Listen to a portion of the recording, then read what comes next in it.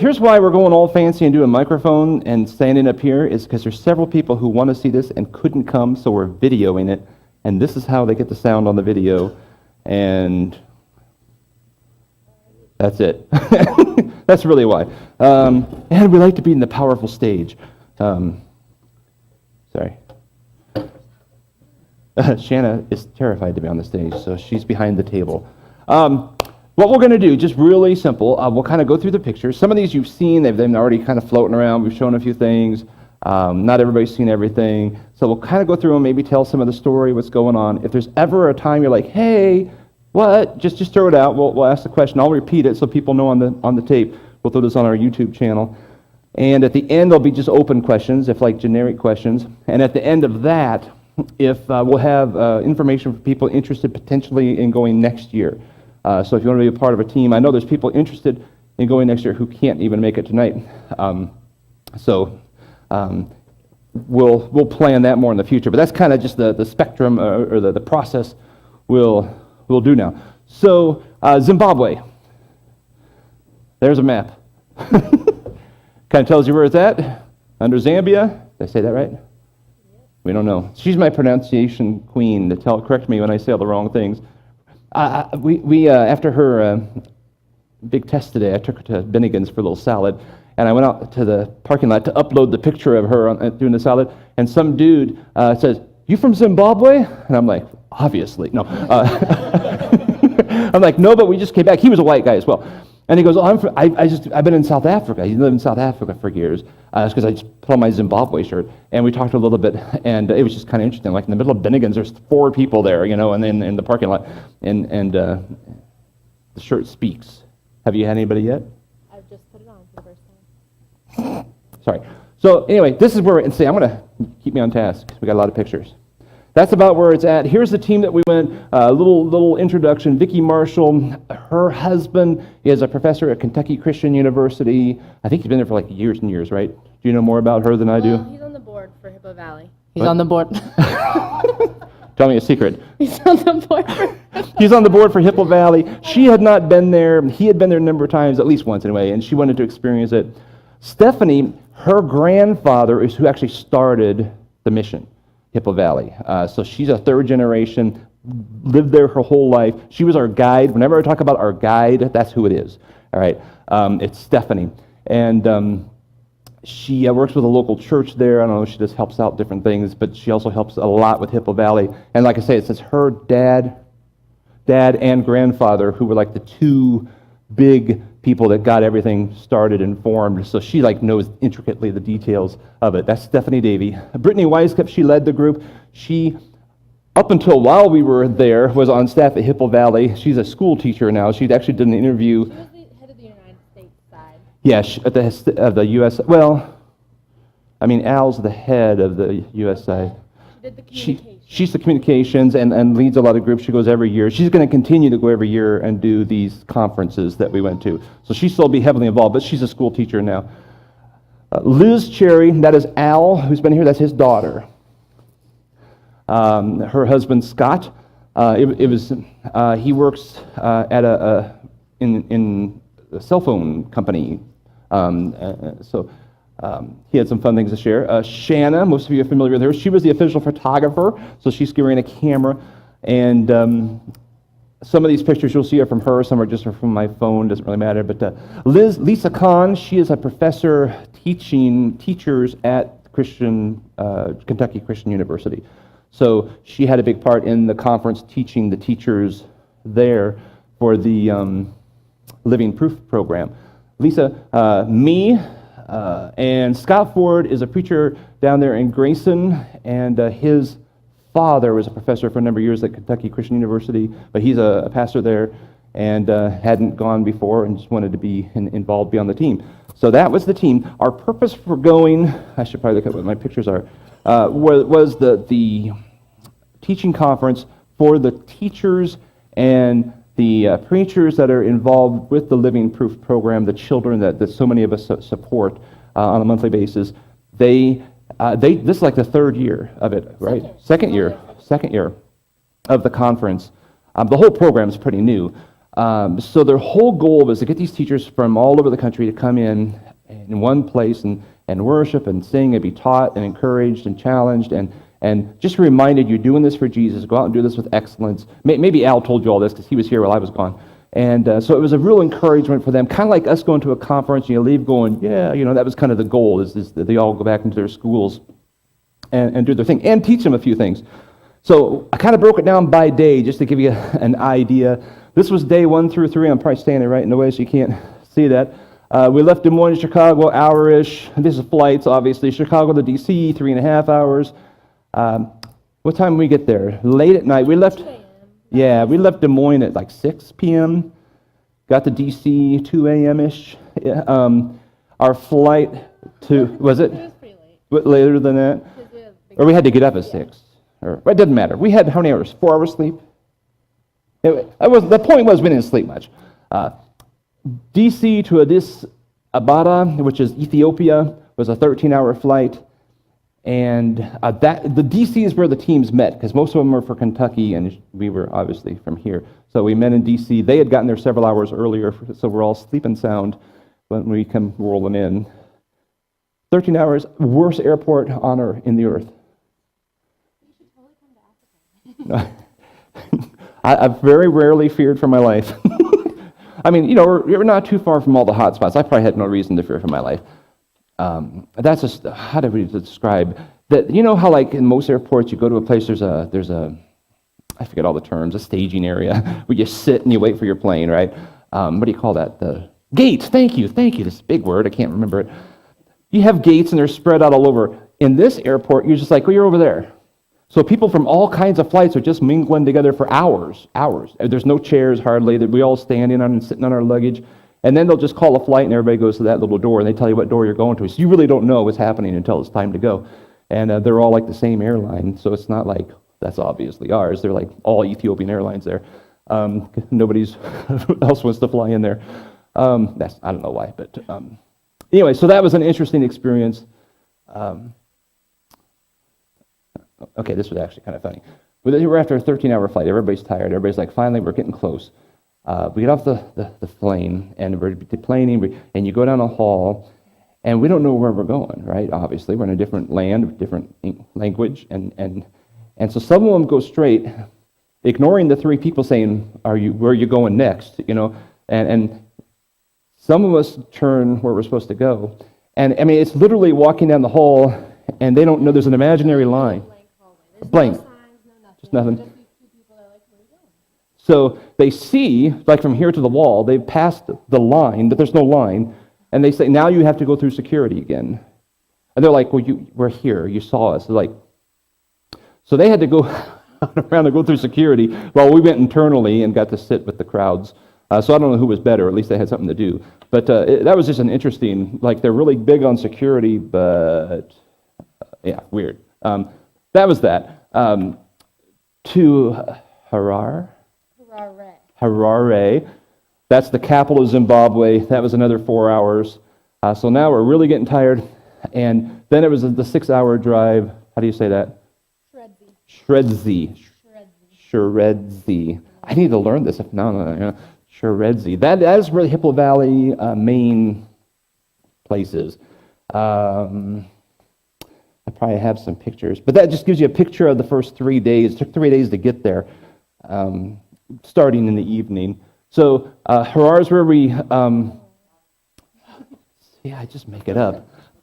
You think I'd pay attention? That's where we flew in. We drove down to this other dot, and that was a 6-hour drive, which, you look at the miles, it's not like a ton, but very bad roads. I mean, swerving and, scared for your life at moments. This is just Shanna always got stopped at security. There wasn't one time that I didn't, actually. Yeah. That's a lot of fun. And all of us got through. And she had like some little magnets or something. That was the point that I thought it was funny. That was in Chicago, wasn't it? Or not? I don't know what it was.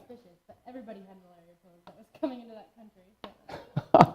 So this is just, what does Africa look like? This is just driving down the road, random pictures. Nothing, it's just that's the savannah?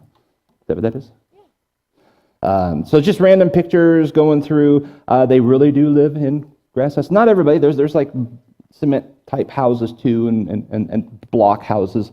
But dirt roads, you'll see those all over the place. A lot of the people, I mean, I don't know who we talked to that lived in a hut and who lived in a cement thing, but that's just a random house driving by. Most of the people in the town that we live in, most of the people in the town that we live in are like employed. So if you have a job, then you can typically live in a real house. But the unemployment is 70% of the people. So most people don't. That's why you see so many huts. Yeah. And honestly, you don't see most of the huts. They're off in the distance. So it's the ones that happen to be by the doors. Little tiny farm there, and they're often clusters of families. So it's patriarchal. So you have mom and dad and their kids and cousins, and everybody just kind of starts taking over an area. This is the compound, the main place where the Davies launched Hippo Valley Christian Church. So mission. We were in the house to the right. Stephanie, you can't really see it, but there's a house behind the cars where she lives, and then there's another house to the left that some missionaries live in that are at the original church, and they're preaching there. So that's just pretty typical. Big walls and gates, keeps the wrong people out and the right people in, and whatever. That's that. That's where we'd say if you want to go. Yeah. You can say it too. That's where we'll stay next year. We already have it booked. This is the inside, just a house, but it's kind of fun in there. The people that's the first night, everybody's tired, and they're kind of staring at each other. We had the 3 guys with us, so this was our quarters. The little water bottle up there, that was my little home. Usually when I was making all my little Facebook posts for the Pathway page, I didn't want to wake anybody up, so I had my head under the covers, and they're typing on my phone, and that was fun. This is what I slept on. So it's a 2-inch foam pad on that. I think I'm the only one with this situation, though. Everybody, you had a comfortable bed, didn't you? Yeah. So I grabbed some, I finally figured after 3 days, I started getting couch pillows and putting on top of the 2-inch worn out foam pad. Because my hips are falling through the boards. I'm like, I'm getting bruises and I can't get comfortable. Anyway, that was just the picture on the side, that's the light. And it's hard to tell from this picture. And this is just goofy stuff. There was one light in the whole thing, and it was right outside our window, and it's shears. So it was all night long, it was kind of like this. So I guess my little phone light wouldn't have woke anybody up. But that was me whining to my family one night. I can't believe it, I can't sleep. Look at the suffering I'm doing for Jesus. And didn't quite do it that way, but not really. So that just kind of the introductory to the stuff. So those who had been there before decided this was a really great idea because we get all you're all tired, you're doing the driving and the flying and all that stuff, and you kind of need a day to reboot because they'll do a safari one day in there. Evidently, this was the first time they had done it the next day because we got up pretty early. It was 6-ish or something. Left at 6, so we got up earlier. And we went to do the safari. There was some sightseeing. I'll show you the hill and the sugarcane and stuff. That was all the next day. So it was kind of acclimating to the place, We went not very far south to the big wildlife refuge area, and that's where a lot of the wild, it's not like necessarily elephants walking through towns, although it could happen. Mostly they're in kind of like here, a lot though in the wildlife areas. So there's a huge area there. We just barely touched the surface of it that we drove through. Stephanie was our guide. This is the name of the place. I won't even try. And Shanna in the back of the truck. Now, it's winter there, okay? And it was 50 degrees? The weather is really cold at the beginning of the day. Well, kind of cold. It was probably 40 degrees in the beginning. And jacket was comfortable. Yeah, it was pretty cool. And then within 2 hours, you're sweating. But it's only 80 degrees out. So they say wear layers. That's their winter. So it was pretty comfortable. But when you're in the back of a pickup driving for 2 hours, wasn't it an hour drive? That was cold. They were freezing. I couldn't feel I was on the inside. But it was okay. Yeah, they were numb. I don't want to complain about. Well, just trying to be real. Expectations. Most people weren't in the back of a truck. What, there's 4 of you? Or 5? So then we just saw some animals, elephants. That's so cool to be driving down and there's like an elephant just right there, They thought it was cool. I was with the guide who was like knew when to be scared and knew when not to be, and like stay away from mom and the baby. They'll kill you without thinking twice about it. Usually the dads are there okay. They're just like, oh, get me a snack. They're no big deal. Kind of like people. And the moms are protecting their babies. So these are some Shanna pictures of some elephants. They were just kind of cool. That's 2 pictures there. Can you sound like right in the way, aren't I? What's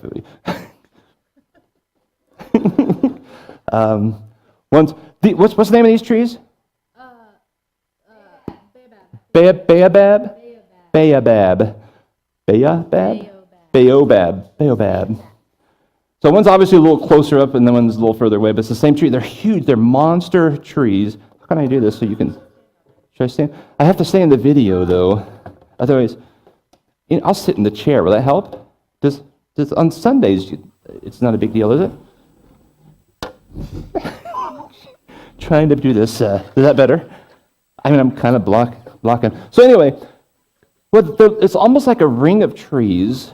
So it's hollow in the middle with bark on the outside, if that makes sense.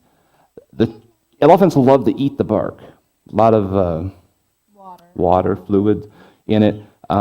So they're trying to take some measures to protect these trees. I'll show you one later that they knocked down. It's huge. It's a monster. And they didn't just hit it and knock it over. Just over time, they wore it down. It finally went down. There's all kinds of elephants in there. I mean, you can it's like a fine Waldo thing. There's a ton of them. We saw it was like a herd of elephants. It's not normal. We actually had a different one. I guess it's different every time. But normally you don't see this many elephants. We saw 40 probably. But normally you'll see giraffes and Zebras. They call them zebras. Zebra. I'm sorry, what? Oh, I'm sorry. What did you not hear? What did you say? It's typically you don't see that many. It was unique for us. Typically you'll see maybe a couple or 2 or 5, whatever, but we saw a ton of elephants. We did not see any giraffes, nor did we see any zebras, and that is unusual as well. So it's just different every time. Those who've gone on it several times commented. What's that? Because we got the real giraffe here that we found. Somebody wanted to bring home a baby giraffe. What's the little advertisement they used to have at the guy with the baby giraffe? It's like an insurance company or something. So that was our baby giraffe. That's just the setting. Kind of a beautiful. You can see the little road we're winding around through. Who knows all the kind of animals that are in that right there in that scene. Just hard to know. These are just some random pictures of some of the animals. They're just all kinds of... There was a lot of people singing the Lion King songs on the safari. In my heart. I was the old guy, so I didn't want to, don't want to get too weird. What do we call this? The Cliffs. Gorgeous place. This is where we stopped and had a picnic here and had lunch. You could hear hippos. We saw the eyeballs sticking out down in the water. So she warned us, and there's crocs down there. I don't have more closer pictures. We saw off in the distance a group of baboons that were going to cross a shallow area, and they'd go one at a time to see if they survived. I mean, and then they'd make it, then the next one would go. There was, like I said, we mentioned right in front to the right a little bit is where the hippopotamuses. Those are the number one killing animals. They kill more people than any other animals in the area in Africa, and they're really dangerous. They're faster than you think.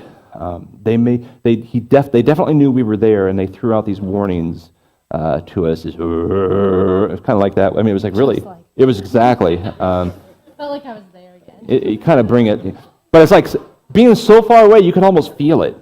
And it was a low thing, so anyway, that's that. It was a really pretty area there.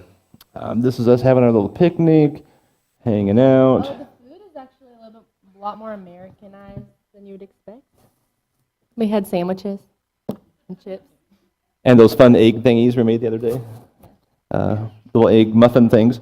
This is us in the tree. One of this was like the big Rocky Balboa tree is that's where I go. So we could all sit in it. There was a dead snake in there, snake skin, which was kind of fun. But that was like a landmark deal. It was really. Stephanie, who grew up there, was very sad that tree was gone because it was like a big deal. So yeah, that's a big old tree. Big old tree. There's the hill. Oh, yeah, the Baobab Hill. Tell them about the hill. This is Baobab Hill because it's covered in baobab trees.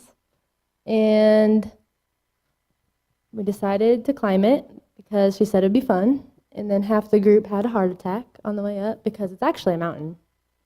This trail. I think you should talk. I'll add flavor. Add flavor. It honestly, I wish we had one of those. It would be an amazing workout. Just go up it once a day. There were people using that for a workout, but yeah, it was intense. You can't tell from here. I mean, it was like really steep walking up this thing, and I did have to stop, I think, twice, and I was trying to be a man. I was like, I got this. And I was like, yeah, I might die, and so it was pretty wild. When we were up there, we noticed these fires off in the distance. And we don't know the culture. I thought, oh no, somebody's house is on fire. But they're like huge. And like the crackling was like loud. We thought, man, something there. Like there's a major forest fire going on, is what we thought. And what it is that's all the flat areas up there. Those are sugarcane fields. That's part of the harvest. They'll burn them and then go and harvest them. So that's what that's all about. And so then we went out chasing fires, and then we happened to drive by. This is the big factory that processes the sugarcane. Thank you. I was thinking ahead. Here, this was fascinating to me. This was a little side conversation we had with Stephanie. Back in the 70s, whatever, prior to that, Africa was known as the breadbasket of Zimbabwe was the breadbasket of Africa. Have I said this out loud anywhere? I don't know what I've said different. Okay. They were just mass producing. They were lots of food, lots of income for the state. That's also when Britain was under control. It was under British rule. And of course, they went in and they took people's farms and they redistributed the farms and gave them most favored land to their own people, British people. So there was some tension between the whites and the blacks there. So get to 1980 actually, or 80, where they had the big revolt and they became free from Britain rule. And part of that was the general, who now is the president, had told the people, well, you'll get your farms back, or people get farms, if we get rid of these Britons. And 2 or 3 years went by and nothing had happened. So some of the old military people came in and said, hey, where's our farms? You said we'd have them. And so he basically said, well, the white people have them, go get them. So there was a ton of bloodshed. It was nasty. Even some people who had legally purchased farms after the revolution, they got their farms taken away. It was a pretty big deal. But what happened was these people didn't know how to farm. They got the great farmland. They didn't know how to farm. So they went from being the breadbasket of Africa to now that they are the poorest nation on earth. The total entire, economy collapsed. There's no cash anywhere. People are in absolute poverty. And like wouldn't you say most of the farms we went by, except for these big sugarcane ones, which weren't many, are just self-sustaining family farms where they just live. They're not. There's no exporting. Yeah, but there's not like exporting to South Africa or anything from these little farms. There's just people doing life. So it collapsed the entire country. There's a lot of tension still because the president is still saying, as people are grumbling, saying, wait, you said it'd get better when we got rid of the white people, and it's not any better. And he's like, oh, it's the white people, and they're starting to look around and saying, wait a minute, there's not many white people left. I mean, people kind of looked at us like, you're white people, what are you doing here? I mean, especially in the rural areas where we were. So like there's a whole generation growing up without a lot of white people, seeing people. So there's internal struggle. They're starting to figure out maybe it's not the white people, maybe it's our current government, and they're pretty oppressive toward their people. So anyway, that was kind of the sightseeing day. Questions, thoughts? I mean, that's a minor part of the trip, but it was, it was a big memory, and something definitely an experience. So the next day is the teachers' conference, which is actually in the town where we're at, and there's one of the schools. I think it was the first school they did. It was their first school they built, and their nicest, Shanghai, and their nicest school. And so teachers came from all over the place to this conference. And what am I looking at? That's the, oh. That one's just in Shrevey, so it's like a 5-minute. Yeah. It's no big deal. There's a picture of, it's kind of a campus, lots of little buildings, different age groups are in different buildings.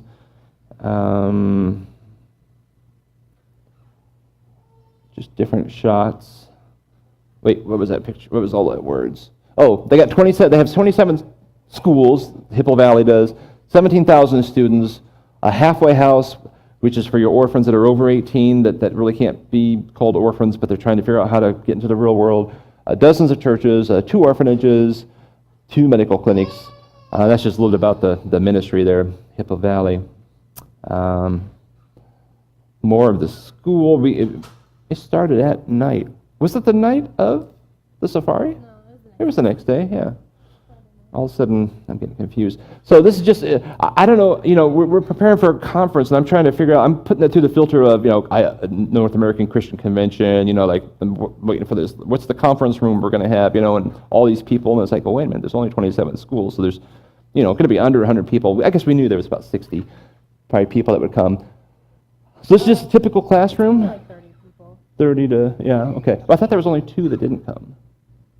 At any one time, there might have been 30, and anyway, I don't know, I thought it was interesting. I looked at the ceilings falling in, and this is the one they're most proud of in the area. It's typical, though, of the situation. Not ratting on the school, but the people are awesome. They're happy. They're excited. They're seeing each other, I suppose, once a year now. It's been a couple years now. No, they probably only met once because it's the second time. That's true. Because these people are, spread out all over Zimbabwe.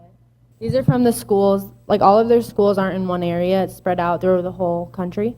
So these people could be coming, hours and hours away for this conference. Not concert.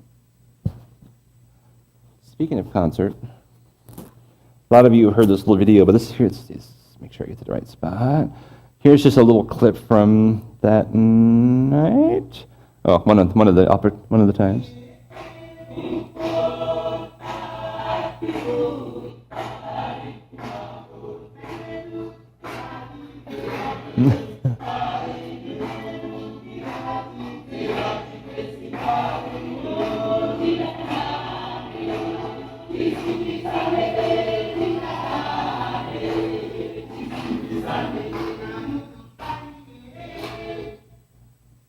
So just a little taste. It was so cool. That happened pretty much every time they got together.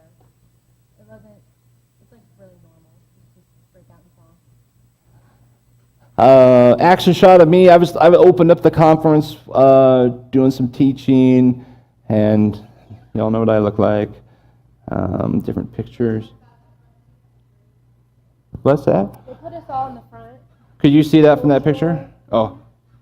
They wanted to honor their death. Yeah, I was wanting to, that white table up there, yeah. I was wanting to sit in with them, and they're like, oh, no.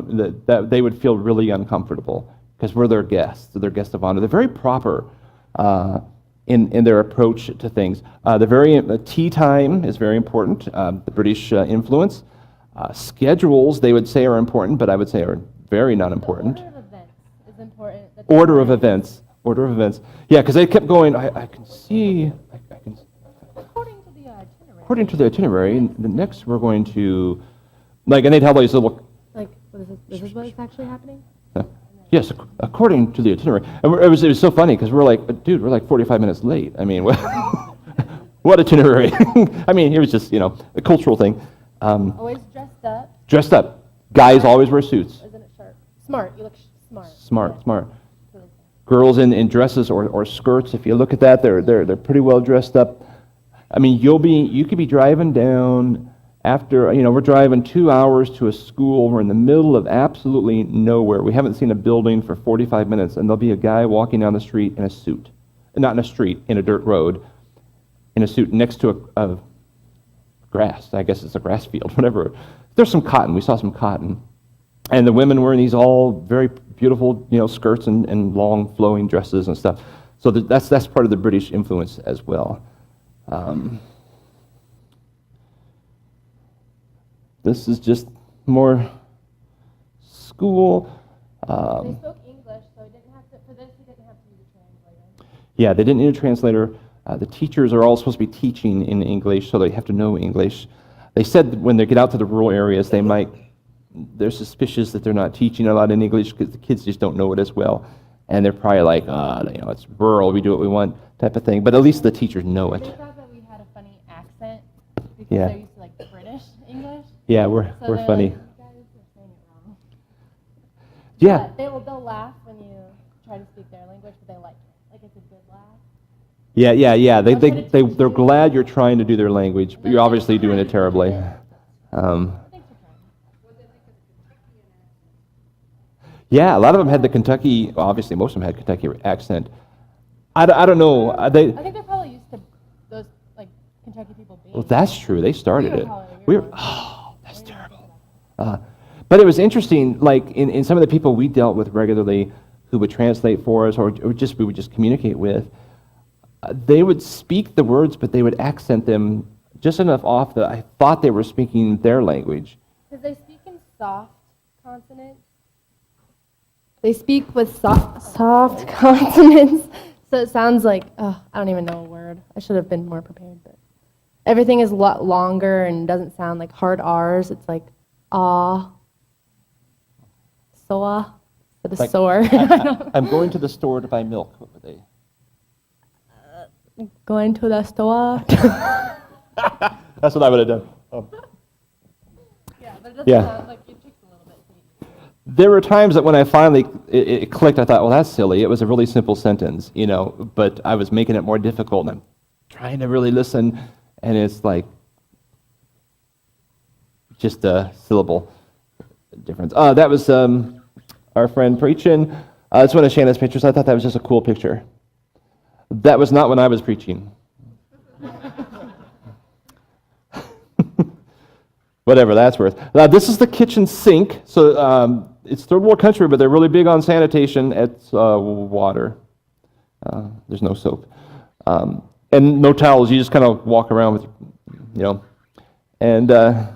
You want to be careful, the water can fall back. Yeah, don't drink a thing. Don't drink the water. True, like in most places you go to. They were doing some team building things. So these are just some fun pictures of them doing team building things. Here's Lisa teaching them some things with flashcards, different little games to play, which was kind of cool. That is the kitchen. It's outside, and the little picture on the right is there. Was there 3 fire pits basically? Yeah. So everything's cooked on the fire, and it always smells like you're at camp in town because that's how everybody cooks. It's a fire. But it was just kind of fun. I was waiting for the table to collapse, and it never did. They're just such neat people. This is, a lot of your children probably say their favorite food is sudza. That's what it is. There's no silverware.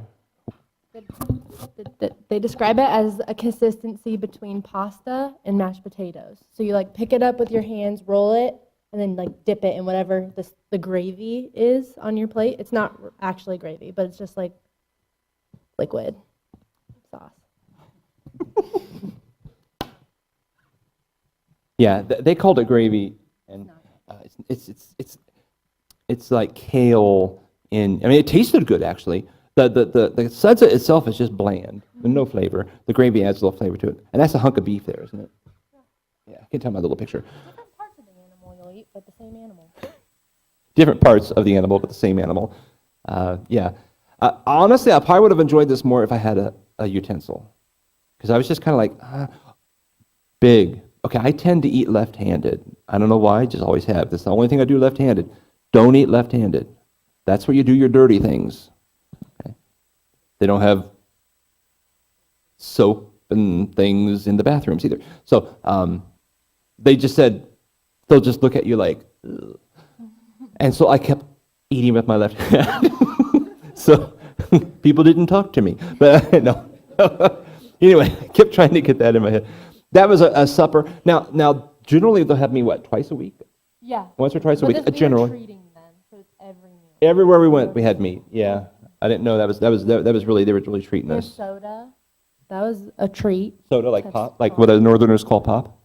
Pop. We did have toilet paper. But if you're a lady, be prepared for the long drop. Tell Which them is about just the, the tell them about the hole. long drop. I'm trying. It's just a hole in the ground. Hence, long drop. Filters on. Good, because I was going to say some things. Actually, I did take a picture. You didn't put it in there. I didn't put that. Yeah, there's a. So this was a typical breakfast. And I don't, everywhere we went, there were beans for breakfast. So I don't know if that's a British thing. I honestly don't know. Even when we went, like, on the way back, we went to, like, an Americanized place. I'll show, I think I had a picture of that later. There were beans. Little hot dog type of thing. What would you call that? They said they were sausage, but it looked like a hot dog. Didn't taste like one.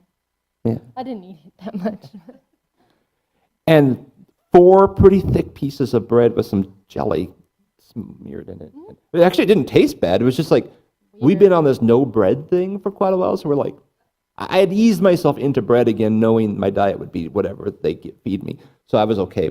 But it just seemed like a lot of bread. I was just like stuffing myself with bread. And the beans were really tasty. And a boiled egg. We knew it was fresh, so that's good. We knew it was fresh. He's actually a drummer, and that's like the djembe. If you hear on the videos, you hear that's like what they were. It's a hand carved djembe, a little drum. It's kind of fun. There were some potholes. This is inside. This is like right outside the compound on our walk to the downtown area. So this is like in the nice city. Yeah, those are fun. And here's a little. That's just pretty. Yeah, that's pretty typical. This is just squeaky, this chair. Okay, day 7, teachers conference.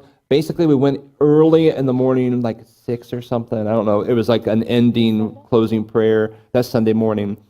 And we said hi, maybe had breakfast again, I can't remember. And people went off to different churches. I went to Triangle Church of Christ, and Scott went to a different church. And then later, we went to the local market.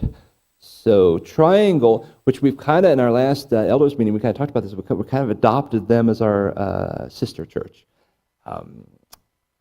Talking to Al and talking to, like there's nothing official. It's just, we're kind of helping them out and they're helping us. And we're just someone to pray for. So basically, we're on the way to preach. And Zebedee is a guy who's been around and probably preaching since the 70s, I think. And he's taught missionaries in our colleges in states, but he's done a lot of the work there in Zimbabwe as well. And he got to be my interpreter, which was kind of cool, because I've heard him speak like at the National Missionary Convention before. So anyway, I was just asking about who am I speaking to today? Tell me about the church. And the church he started this church in the 90s. He started 2 churches at the same time, and they grew to 2,000, but I don't know how that broke down. But it was a significant growth in the churches. So they brought in preachers to lead the other churches so he could go start other churches. This past preacher that they had was abusive. And I don't know what that really means, but he was like literally abusive to people and chased them away. And I think he was shaking them down, getting some cash out of them and doing some stuff. So they were in the process of removing him from preaching at this church. And, however their proper channels, their way is of doing that. And in the process of that, that preacher decided to start another church and took a bunch of people with him to start a church. Now, how they're set up there, the government says, here's where your churches are. So right next to each other, right down the same road, there's like, whatever, 7 churches or something. So a few buildings down is the new church. And a lot of the original people are there. And so Zebedee had just come back from overseas, And he said, I honestly don't know if anybody will be here. That's how little he knew. It's in bad shape. How many people would you say were there? 15? About that many. At the start, I guess. It grew a little bit. It did grow. We had a pretty good little crowd there. And actually on the way back, he said he was very impressed with this guy's, what he's doing, and they want to put him like on a 6-month trial after their last experience. They're like, we want to be able to get rid of them quicker and easier, whatever their steps are. So he is on a 6-month contract basis, and it's about to run out. He's trying to decide what to do. So basically, through that, like our family is helping support that church, specifically that position in the church, so that they can pay someone enough to want to stay there and do the work. If they're doing the work, we want them to be paid and plant roots there, grow roots there, and reach those people. So I kind of leave that and let them. They know what's going on. I don't, but I can help them because $100 a month is like huge. So we're just our family's helping them kind of pastor to pastor. That salary, I think he's getting paid $300 a month right now, and that's like decent. Yeah, which is decent. Their goal is $500 a month to pay their preachers. For some cultural, I don't know the word. So we're just helping them get a little closer to that. And that's where we'll go visit when we go next time. Again, all these conversations with Al and stuff. But Triangle Church, there it is. Was there any video from that church? Let me look up here real quick.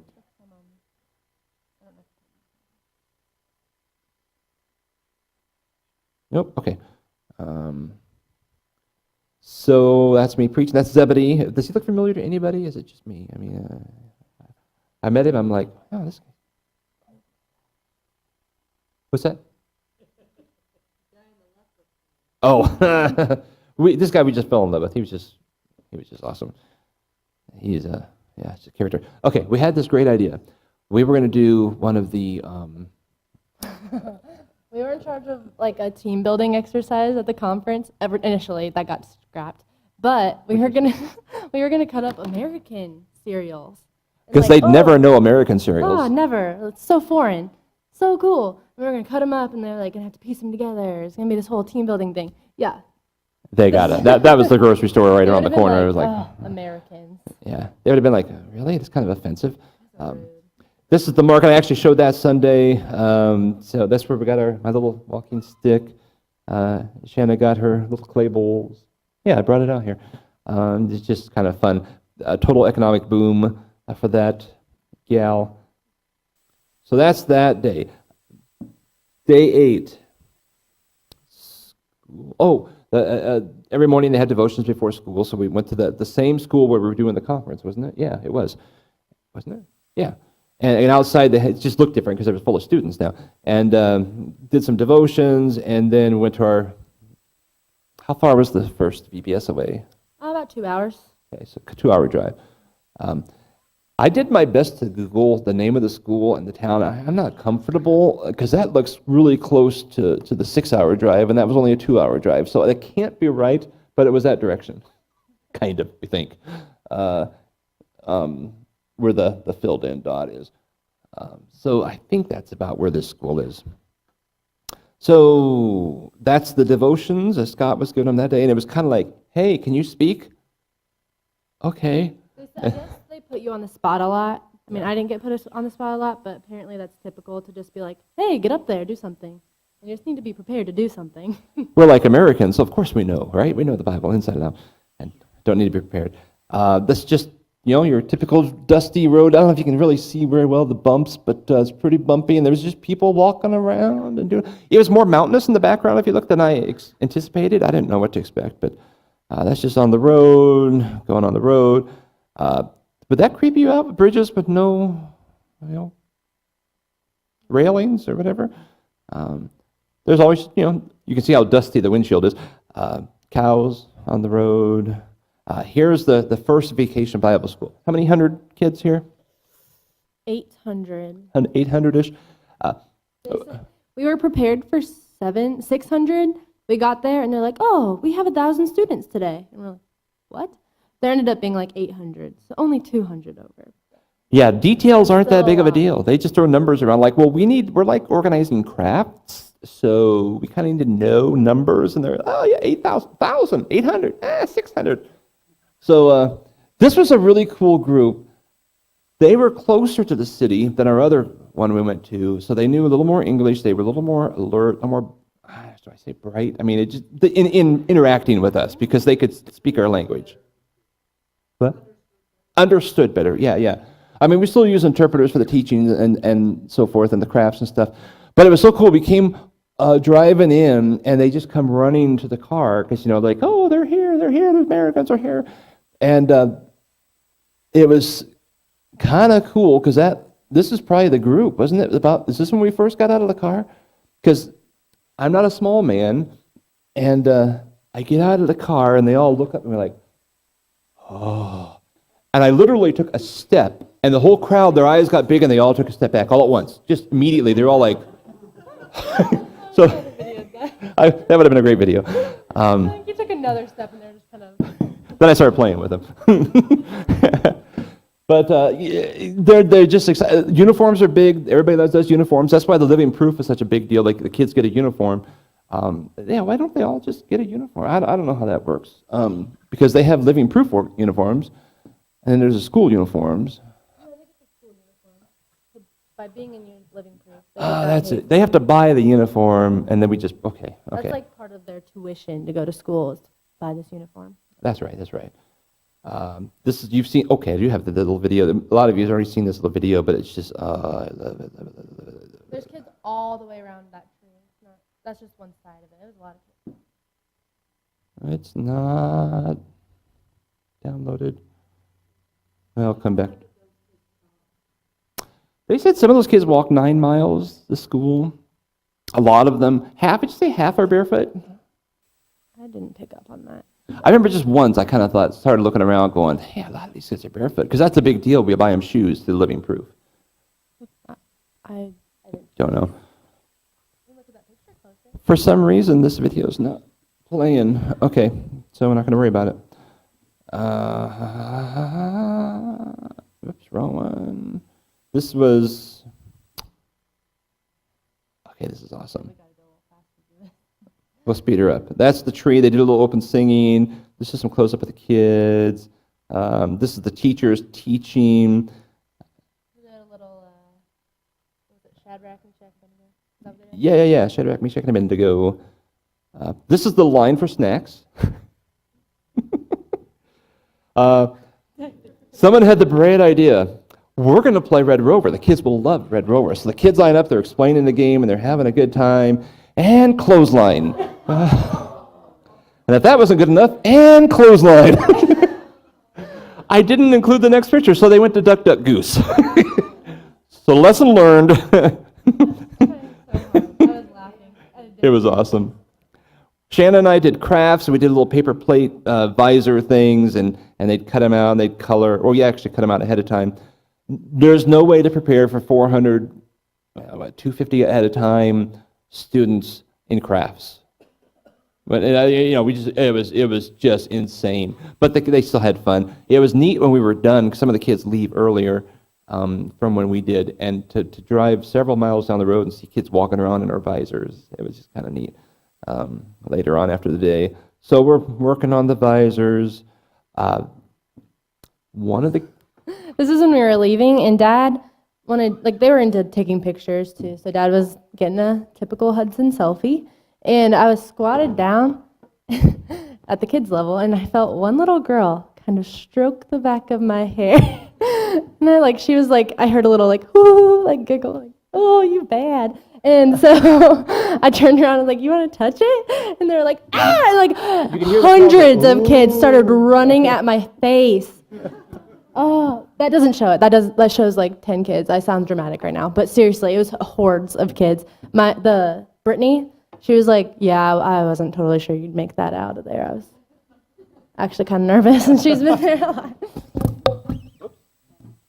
That was her Michael Jackson moment there. Everybody coming after her.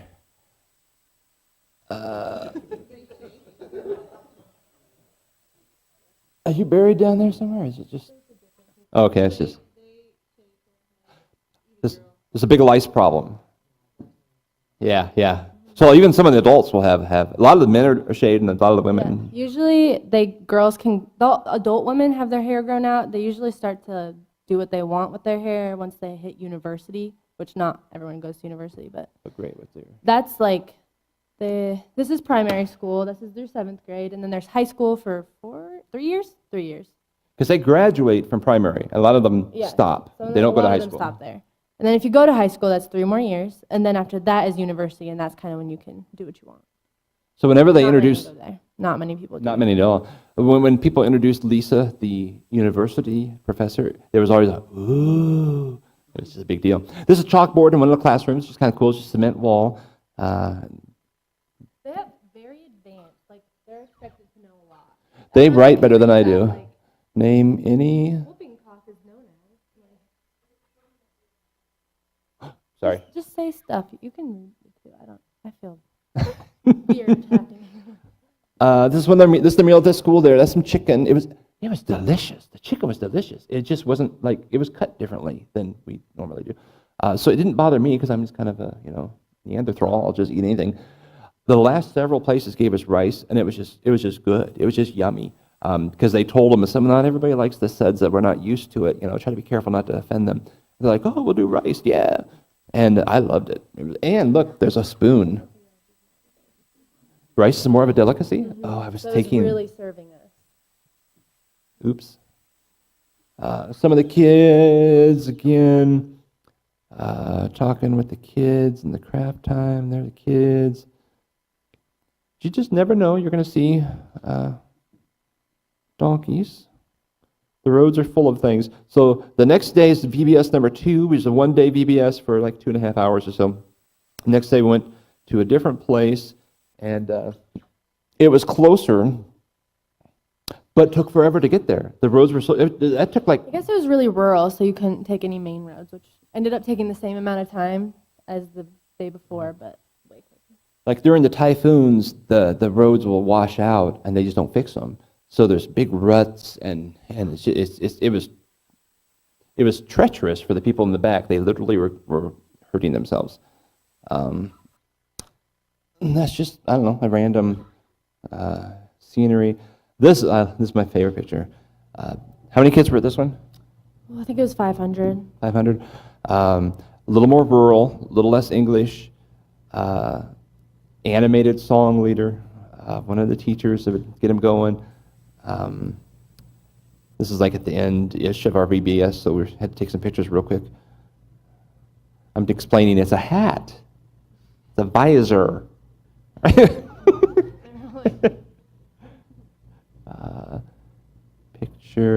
Pictures. They like to, they all like to jump in with the pictures, make faces, be goofy. This is Danielle and Thad's little girl. We were actually, what'd they say, just a few miles from our child, but it would have been a 2-hour drive, they said. And that's the day the wheel fell off the truck. So it was like, it would have been like actually a bad idea. But it was kind of a bummer. But I think you had a really nice picture of her smiling. This is from my phone. So you guys can talk. It took her a while, like, what are these people, why is this guy putting me on his lap? Or the teachers were putting her on my lap. And so she was a little frightened, big, scary American, and they're acting like, hi! And they're like, I don't know what's happening, So the pictures aren't that great. Here's our little Jesus feeds the 5,000 story. We bought large spools of elastic, which made the visors, and we pre-cut them, right? And we pre-counted because we knew how many were coming, right? And that we were to the point where we're not going to have enough. It's not going to work. We actually had to buy more paper plates at the local grocery store, which were not nearly the quality of what we had brought. They're just like recycled, and they kind of fall apart better. But we looked out, and there's this sea of people, but there's a little mound of elastic. The kids everybody's not going to get one. This is going to be terrible. And it was so cool. The last one was done, and we had 3 left. And I don't know, I just thought it was, neat. That everybody got to have their little visor, and we had 3 little tapeworms left at the end of the day. Those in the background are the restrooms. All the schools have goats. I thought that was funny. Yeah, this is where I also videoed the little wild turkeys that were running around. They were on this. There's some things I didn't add pictures on here, like piles of poo that I thought, I don't remember having to. You weren't in the back. We would drive through them, and we all had to go with the blankets because we would get splattered by the poo. That's too bad. Everyone felt, oh, the tall man gets to sit in the front seat. It's I'm great. The young one then has to ride in the back. The back The of the pickup, open pickup. Yeah. Flinging poo. But here you just get to smell it. And it is separated, girls, boys, staff, that kind of type of thing. And there's no lights, so you go in there, it's dark, and there's spiders and animals, and just a hole in the ground. You're like, we had that conversation. That was when I was young and immature. I've grown up. She wouldn't go to Bible camp as a child because of spiders, and she went to Zimbabwe. 20 most dangerous snakes on earth are in Zimbabwe. Kitchen, cooking one of our meals here at the... Now, this is the orphanage, isn't it? Or is that the school? Yeah, because the next picture, this is the orphanage. They have several little units. People live in like pods, almost like quads or something like in college. And each one has like their, I was going to say dorm parents, but parent type figures. And the kids just live there, and they get educated. They have a great community, their family there. And it was really cool watching them interact. They love to take pictures. I'm talking about goofy pictures. They just were animated. I went and hung out with some of the high school kids, because it's the little ones. There were some just cute little boogers there. And everybody plays with the little boogers, I thought, these guys are probably sitting there watching everybody play with the little boogers. And I thought, so I was kind of hanging out. They taught me some little funky handshake. And these were kind of middle of the road age. They gave us literally a feast. Which apparently we I guess we were treating them. We didn't know it, but we paid for that. So they were all like, "Thank you so much," and we were like, "Oh, I didn't actually know." No, thank you. Thank you. So rice, those are like almost like deep fried potatoes. Those round things on the left. And there was a coleslaw. The coleslaw was really yummy. Then I started thinking, should I be eating this? I don't know how long it's been out. There's no refrigerators, but I didn't get sick. And there's some type of meat. Now, here's one of my favorite. People were singing this song. I think I did play this on Sunday morning too. Here's a little video from the orphanage. I'll start it off.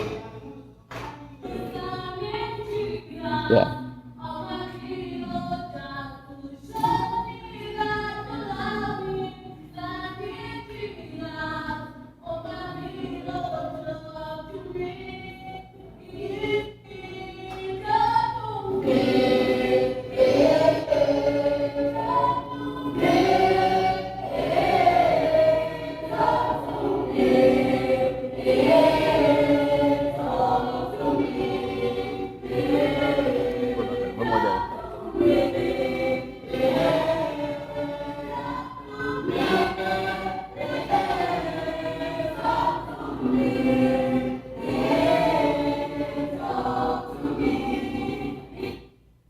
I just love the gusto of which they sing. I mean, and of course you're in a cement room, so it's all echoing and everything. This is our last day of being there before we start the way back. We do a school chapel service in the morning, which I got the impromptu speech, but at least I had 2 days. I didn't have any time to prepare, but at least in the back of my head I thought they'll probably ask me. I should have something ready. And so this is us waiting for the kids to come down into the chapel area. It was just kind of fun. We were kind of hanging out at the side of the road in the back of pickups and waving at people. One of the couples got to meet their child that they sponsored. They got little shirts and jewelry and things. This is the little girl that got on her knee. I should have played that video and said, "Thank you for the shoes and thank you for the uniform." And They gave her the flip flops, and she was like, and like jaw dropped for like a solid 5 minutes. She was just in shock. And they're like, those were $2 flip-flops from the children's place. So anything, if you have your kid, some stuff like that would be kind of fun because she was into it. You find it. And furthermore, However, mailing things could be a problem. Mailing things could be potentially a problem because there's a lot of dishonesty, and the post office is one of the dishonest places. So, if you send something really nice to your child, they may never get it. It's always possible. Now, you won't be able to... even parents too. So a lot of these kids are living with like grandparents or something, and a lot of them will steal, if it's like money or something, they'll steal the money. So I'd send like shirts and flip-flops. Now, this isn't the best... Let's see, how should I do this? Where's the speaker? I'll play it. Forms, books, and shoes, and socks. So I kind of missed the first thing. You get the U for but it's shoes and socks, and you hear that? And the socks. And she's down on her knees, and they're just like... This is in front of the whole school. They've had her come up. Yeah, they introduced This is them. afterwards. They wanted to talk to her. Yeah, the picture up on...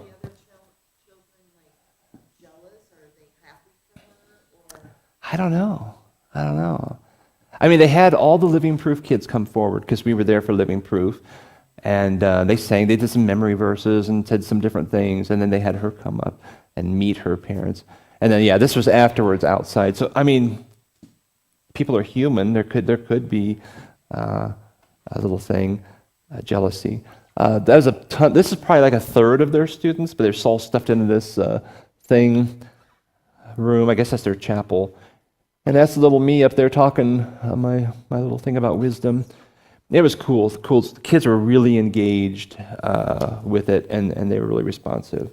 And so I just thought that was fun. While we were waiting, if you ever need to carry your TV home, just throw it on your head. Through the airport, you'll see people walking around with their luggage on their head. It was crazy. So, I guess she is. yeah. Now we're traveling home. The first day, we're going to drive to Harare, and we'll go to the... Oh, we have to talk about the market. Yeah, then we'll go to the market. And kind of, this is where we see the Bible college. We stayed at the Bible college. The other team left earlier because we left at different times. And the flight back, we went through Dublin. Do you want to talk about the market? We will. We went through Dublin, but we didn't get it off the plane. So it was a 17-hour flight. And I only got up once thinking, I should probably go to the bathroom while we were landed. And because it was one of I don't know, I'm already a monster and I'm crawling over people, so I just kind of stayed in my little thing. And I thought, okay, we're landed. So I get up and I get in line, and it's just about me, and they come back, oh, you need to sit down, we're refueling. Like, I mean, I wasn't like an emergency, but I thought, I'd like to use the restroom. And I thought, if the plane blows up, does it matter if I'm standing or sitting? I mean, that I didn't get. But so I sent me back, so I never did get back up again until we got to D.C. I mean, I could have. It was not like you can't. You know how planes are. The gal kept falling asleep. I didn't know to wake her up. And Shanna. This is the market. What do you want to say about the market? Oh, just that we went. You would have to go and you have to barter. So What did we pay for this? $2? $3, yeah. I mean, They'll offer it. They'll be like, oh, my friend, I have a special price for you. And they'll be like, $10. And I'll be like, how about 2? And then they'll be like, how about you buy 3 of them for $2 each? Like, I only need 1. But I'll take a bracelet, and then you pay $5, and then we're both happy. But you barter, and it's fun. And you end up buying multiple things at each place. And they'll grab you by the arm and drag you to their station. But they all are the same, pretty much. Like, I handcrafted this myself. Like, it's the exact same as next door. Do you guys get together? I don't know. It was pretty funny, the stuff they would try to say to get you to buy it. But it was fun. We had fun with them. They had a good spirit about it. They did. And they are like made in Zimbabwe, just at a different place and brought to the merchants, So it's still a legitimate Zimbabwe thing. But you can bring a little bit of money and have a lot of cool things from it. A long way. I got a little Necklace. cross necklace that I just gave him my change. I said, will you take whatever's here? And he's like, started picking through it. And he goes, yeah, I'll take this. So I have no idea what I paid for it. It was their coins, and I didn't need the coins. And so he felt happy, and I was happy. I didn't have to carry a bunch of coins that I'll put in a box or something. Anyway, she told the gal that she was looking for a very dainty, small necklace for her mom. Oh, this, look, take a look at this. And it's like, I'm going to take a picture of that because that's awesome. You're going to wear that next week? She might. I bought 3 of them, $2 each. So we're about done here. This is our driver. He works for the mission, and he took us on the 6-hour drive to the mission and the 6-hour drive back. This was at a restaurant, a very fine restaurant there in the main capital. And so Harare is pretty urban. Like, it's downtown Des Moines, maybe nicer. Pretty. If I would assume if there was people who don't like white people, that'd probably be there, maybe. I mean, I didn't sense it, but it's more urban, more like, what are you doing here? As opposed to the country, they're like, just so glad you're there. We never got any feeling that people didn't want us there. Yeah, but people would actually drive up and stop and be like, thank you for being here. You didn't have to. You could have gone somewhere else. It's kind of cool. I think they like our money. We were starting to get excited. Once we knew we could have stayed another week, but then once you knew you were going home, you're like, okay, let's get home. Let's get home. And this is a little picture before we left and how excited we were in Des Moines. And after, what did you say, 35 hours of continuous travel, we were really tired. And Cheryl took a nice picture of us. So anyway, that's it. Any questions? This is your opportunity. Any questions about what happened there? What's going on? I mean, we might be able to answer, we might not, but we can tell you what we did, I guess. But did we have any baptisms? We did not. Not when we were there. Did you hear We of really any? have an opportunity to. Yeah. In the setting, because we were like at a school, so that would have been probably something that would have happened later, maybe if it were to happen. I just. But no, short answer, no.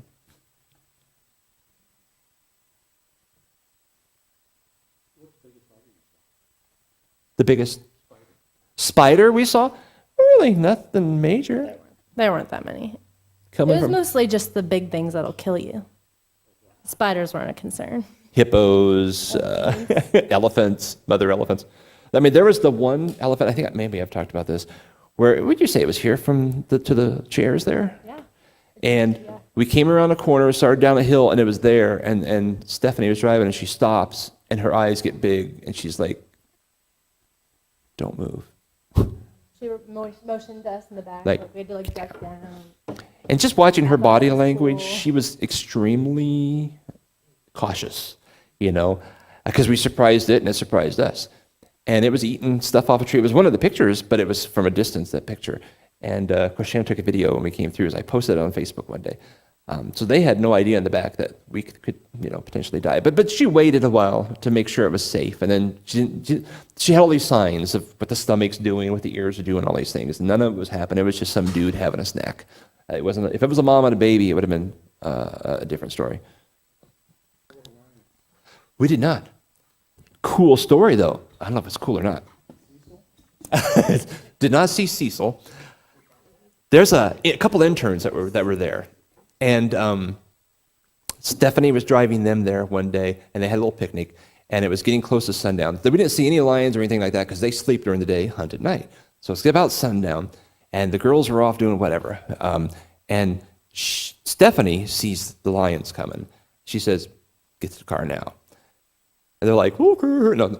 Like, They ran no. back, got their shoes, taking their time. She's like, "No." Then they started running when they found out why. You don't run.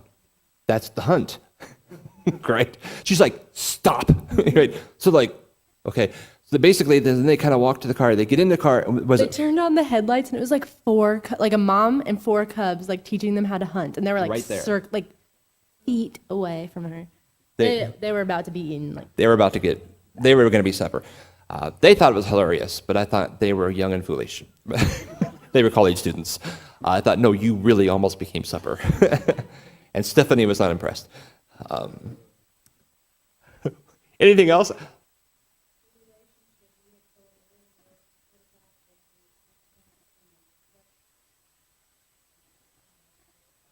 Relationships with like children and their step parents. A lot of homeless children in Zimbabwe. Basically, in Zimbabwe, if there is a divorce or a death or whatever, it doesn't matter, and there's a step parent involved, the children are cast out. From the previous marriage. From the previous marriage. They literally won't feed them. One of the kids that they worked with, the homeless kids, had been wrapped up in wire and attached to a fence to die, and somehow had scraped out. They have scars all over them or something, and it's filled with scars. They're poorly mistreated. Everything's stolen from them. They're beaten. So there's many homeless children in the area, which is these two interns actually are planning to go back and start a ministry specifically to the homeless. That just caught their hearts. The church that Stephanie is at has a ministry to these homeless kids, and these gals were working with that. So they're doing something, but yeah, that's just the culture there. You just don't belong anymore. You're just not part, which is pretty tough. Yeah.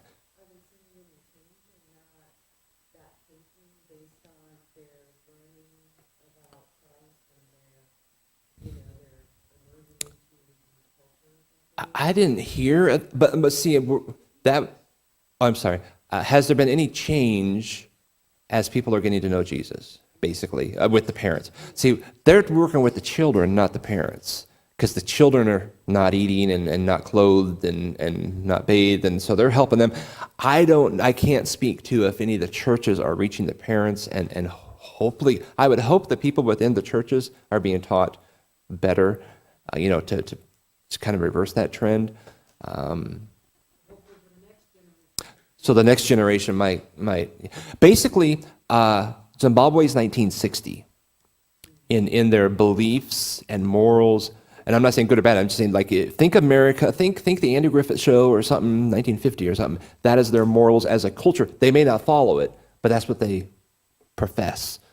And kind of like America back then, some of us profess it, a lot of people didn't follow it. But at least as a culture, they're there. Oh, yeah. Yeah.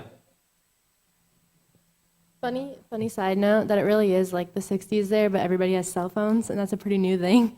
So they don't have like the social skills for cell phones yet. So they'll be in like really professional meetings. Like we met with like the headmaster of the school. He was like so professional. And then he'd take out his phone and like text someone real quick.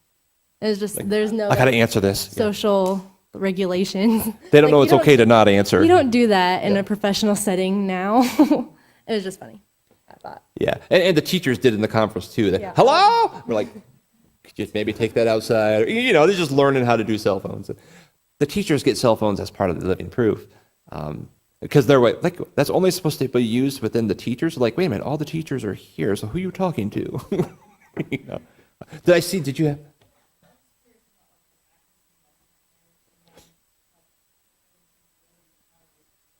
Okay. Children with disabilities and access to medical care. They have hospitals. Like, even we originally had talked about taking a medical team down there because we've had several people express interest in that. The government is very protective of, you have to really go through a lot of hoops for doctors and medical people to go down there.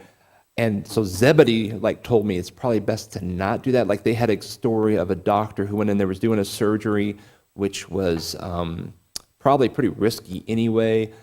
If they don't do the surgery, they're going to die. If they do the surgery, they're probably going to die. They did the surgery, the person died. So rather than having lawsuits, they just threw him in jail. So the American doctor. So he's like, That being said, they do have doctors, they have hospitals. Apparently really good. They said that you'll get taken care of well. But the doctors are few and far between, so nurses have a lot more say there. They can do a lot more. To which the RNs all say, we do it all anyway. They do that a lot. you do it the wrong way. That's still like, amen. And then all the kids would do it. Yeah, anyway. But And That would be how right. do they treat kids with disabilities and so forth? I don't know that I saw. we saw one girl with Down syndrome, but no one really, it was just another child. And yeah, I can't have a good I answer. don't think there's any special treatment. They probably wouldn't be at school though, because how are they going She to get was there? at school. She was Well, I at meant the like VBS. if you're, like you can't walk or something. Yeah, probably not. There's no wheelchairs going down the dirt road. And, but yeah, I don't know.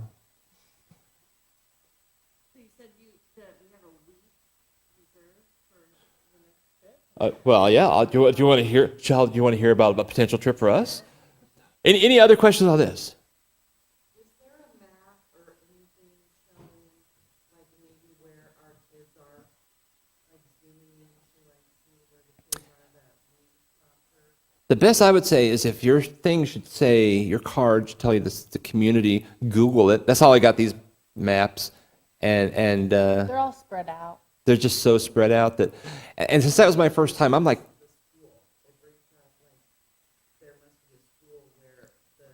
Typically, a lot of the schools are named after the city, so that might be the city name, the town. yeah.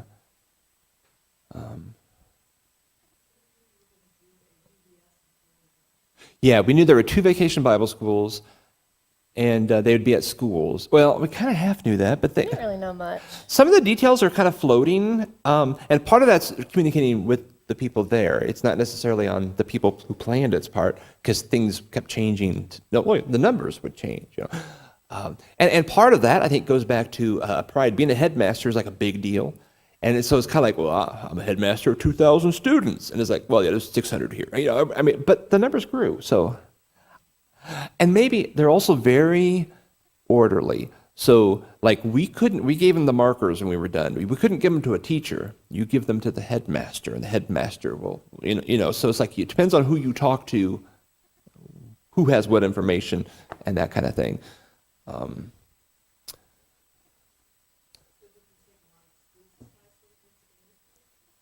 We took, like, everything we brought, we just left. They took a lot of gifts because of the conference element for the teachers. And so there was some devotional books and different teaching items and different things. And like with our crafts, we bought like 20 or 30 pairs of scissors and a bunch of stuff. We just left them for the schools to use there. Yeah. All right. We good on that? Okay. So if you have no interest at all in going to the next trip, that concludes our wonderful comments. Hopefully it gives you a flavor. Staying doesn't mean you're committing to go, and staying just means, maybe. So let me share with you what that will look like. I'm going to make sure my microphone's not going to fall down. Basically, we have 2 options, and this was after talking extensively with Zebedee while we were there, and then Al when we came back, as far as, we don't want to just go for the sake of, hey, we went to Zimbabwe. So what can we do that will make a difference and an impact? And that's where the conversation came up with really partnering with a church and doing something for that church. He, and some of this could be stories he's shared before, I don't know, when he's been here a couple times. They did a vacation Bible school at a church there somewhere, and it was a church of about 100. They promoted it. They told everybody, I think 60 people pre-registered or something like that. They came in to do their vacation Bible school, and I don't know, like 120 showed up. And then there were all these kids. I think he has talked about this. There were all kids in the bushes are watching, and he's asking somebody, well, what are they doing? Well, they don't know what we're doing. They don't know what a vacation Bible school is. Well, invite them over. So, the interpreter went over, invited them all over. So pretty soon you had 200 or 300, whatever, kids at the vacation Bible school.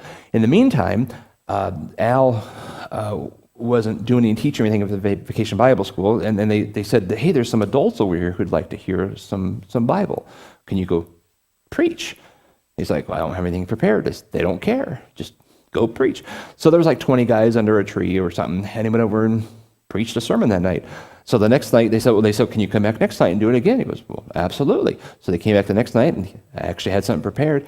And he's like, well, there's like 20 women over the tree over there. Why don't we all get together? And well, okay. Basically, by the end of the thing, they just had a revival going on outside with preaching and the Vacation Bible School going on inside wherever. And at the end of the time, there was a bunch of baptisms and everything, and the church, when they left, was running 200. So it was actually a legitimate help to the church. It wasn't just come in and do a Vacation Bible School and leave. The church grew and stayed grewed. I only know the Zimbabwe language now, so I'm struggling with the English. But what's it called? Shona? Shona is the language. Anyway, so he was saying what you ought to do is there's this church in Triangle. Triangle's the name of the town, and it's Triangle Church of Christ. He said, do a Vacation Bible School there. You can come in, we'll promote it and do all this stuff, and do a vacation / a VBS / revival. So we'll just come in prepared for that. And it'll be just like a huge boost to this church. And he said there is a lot of people in that area that need to be reached. I mean, a lot in the Triangle area. That's a direct quote. So we're like, all right. I mean, if that's what will be helpful. So here is, I have 2 potential plans. All right. And I wanted to have it reserved so we could say, this really is the plan. Right now, we can adjust it if a group gets together and says, well, that won't work. But this is currently... Questions? Oh, that was okay. 2 days of travel, July 11 and 12. Moving into... Let me get this bigger so I don't have to keep turning around. Do the safari the next day. So we do the safari. Unless you guys don't want to do safari. What? Oh, on Friday the 13th. You only live once. You might as well go down the 13th. So option 1 would be on Saturday then, because it's like a free day. So what do we do? Do you start a Vacation Bible School? You could. Anyway, some project, and I don't know what that would be. That's to be determined. Talking with them, and do 4 days of VBS / revival, Sunday, Monday, Tuesday, Wednesday. Start to travel back, do that market thing in Harare so you can get your giraffes. Just because the 6 hours of drive can take such a chunk, you might as well, couple that with, depends on the timing of the flights too, and travel back to the U.S. That is plan, I don't want to say A or 1, plan possibility triangle. It's equal to, less than the other one. Now, one of the 7 wonders of the world is not too far from Harare. It is called what? Victoria Falls. And Al's like, well, if you're going to go to Africa, you should probably go to Victoria Falls. I'm like, well, what does that look like? I'll plan about 3 more days. I'm like, ooh, now we're getting into people, that could be a struggle. And I don't want to take away from legitimate ministry so that we're going on vacations. That doesn't work. So here's a thought. And all this can be, if we've got a team that really wants to go, we'll converse about this, see how we best do this. So I thought, what if we do it this way? What if we, that's the same, I changed that. Anyway, basically, what if we start the VBS revival on Saturday? I don't know if they care if it's on Saturday or Sunday, So we're using that freebie day to start a day earlier. Because I don't know the thing about doing a project there, one church went and put that roof in. If you saw from the picture, I mean, I've keyed in on it because I've had the conversation with Al. But the building structure is fine. I mean, we could paint, but they could paint, to be honest. I mean, why would we come from America to paint? Some of that stuff, they could handle that. And he was even, Al was like, be careful that you don't do things that you're robbing them from doing what they should do, taking care of their own stuff. We want to, let's do some people stuff. Let's do some teaching. Let's do some Jesus stuff. As I said that, he also said, in this situation, we should probably let the locals do the teaching portion of the Vacation Bible School because they already know the language, and rather than going through the translator, blah, blah, blah, let them do that, and we'll take care of the other parts. and we'll be the draw, basically. The Americans are here, come to Vacation Bible School. And that just brings people in automatically. Did I do that correct? Saturday. It still says project at church. I thought I made a second. Oh, thank you. Yeah. So, yeah. I did this like a few weeks ago. So I'd be prepared. So, yeah, we started early, and then we'd be done by Tuesday, do the market Wednesday. He said plan 3 days. So I don't know. Every time you ask a question, you get 3 answers. So it's like, well, you rent a lodge thing, or you do a hotel, or you fly in, so there's options, I guess. We'd have to figure out an actual plan. But that's still the same amount of days. Oh, there we go. That wasn't making sense to me. So, you guys are smart. You're actually reading the screen. So that would be our options of potential doing stuff.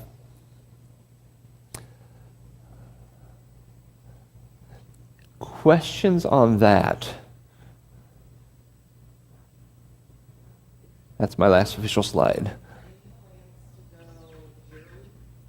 It's kind of funny. I was talking to the guys the other day, and I thought, I don't want to overdo this thing. I said, what if we go every other year? And they're like, well, what if we just go every year if people want to go? I'm like, well, that's what I'm really thinking, but I didn't want to be like the... So if we have a team that'll go every year, we'll take a team every year. The cost is roughly $2,500. It all depends on the actual flight, that kind of thing. It's roughly $2,000 for the flight, and then $500 for the expenses of pay their drivers and that kind of stuff. And that just goes in the pool, and that stuff they just took care of. So I never even messed with any of that. So what I'll do, I'll send the old clipboard around. If you're really interested, there's a place for I'm interested, just not sure. You guys got to talk. You got to figure out work, blah blah blah. And there's I'm definitely interested, Lord willing. You want to do this? So we'll send this around. I know there's some others that are really interested but aren't here, which is why we recorded it. So we'll give them a chance. We'll put this out on some Sundays, but we'll just pass this around now. And what we'll do is we'll form a team. I want to meet monthly so we can talk through some stuff. I have some details. If you're interested tonight about what do you bring on a trip like this and costs, basically we'll just follow the same payment schedule that Shannon and I just did because it was the same time. Where the first 500 is due February 28th. Basically the end of each month. February, March, April, May, 500 per person, and then the 30th is the final payment. That all depends on what the airline tickets were, and that. It costs us a hair more from here than it did them in Kentucky because we had an extra distance. So, and then we'll just kind of start. I started a Facebook Zimbabwe team page, so everybody who's interested, we'll put it on there. We can have conversations on there and figure out when's a good time to meet. More meetings and stuff, but we'll do a leadership structure for that where I'll take care of local arrangements. That was half the job of Shanna and I going this time. Besides doing that I wanted to get a feel for the people and get some relationships. So I can be the local arrangements persons now because I know people. I know people. We'll want a fundraising leader who will just charge it. We already right now are doing a fundraiser at Who Hot, because Jesus loves Who Hot. It's in February, where you get 10% of all the sales, from certain. There's several restaurants that do that. So we'll get a team together. If they're going to do this, we'll do some fundraising. What I don't want to do is try to squeeze everything out of our church people. I didn't say much around here with our trip. Some people had given us some stuff because they wanted to, but I hate to especially if we're going to do this year after year. Personally, I'm going to put it in my budget so I don't have to worry about it. Last time it was kind of we're going in a few months. So it was a little bit different. for me. But now we're planning far enough ahead. We'll do some fundraising. I don't know. We'll talk with the group. But you know what I'm saying? I don't want to like squeeze all the blood out of the turnip type thing. So we'll do some different things. Oh, it's February 26th. I did put it on my list here. February 26th from 5 to 8 p.m. And they, like our whole team can't even go. They only want a maximum of 5 people there because otherwise we get all crowded. I'm talking too much? They're telling me to be quiet.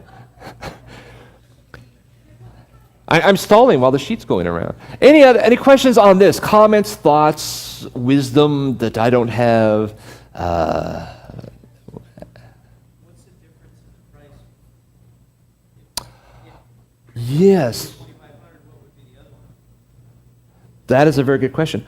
I want to say it was like another $350 or $500 to do. Yeah, that's a to go to the Victoria Falls. It would cost a little more because there's some more lodging. And did I not put that in my notes? Yeah, but it would cost a little extra. And see that even there, I kind of have ethical problems like fundraising for Victoria Falls. You know, I have no problem fundraising for doing Vacation Bible School, you know, doing legitimate ministry and reaching, helping that church grow. So we'll have to have those conversations. I don't want to be the fuddy-duddy, but I also don't want to, it just seems like fleecing Jesus people.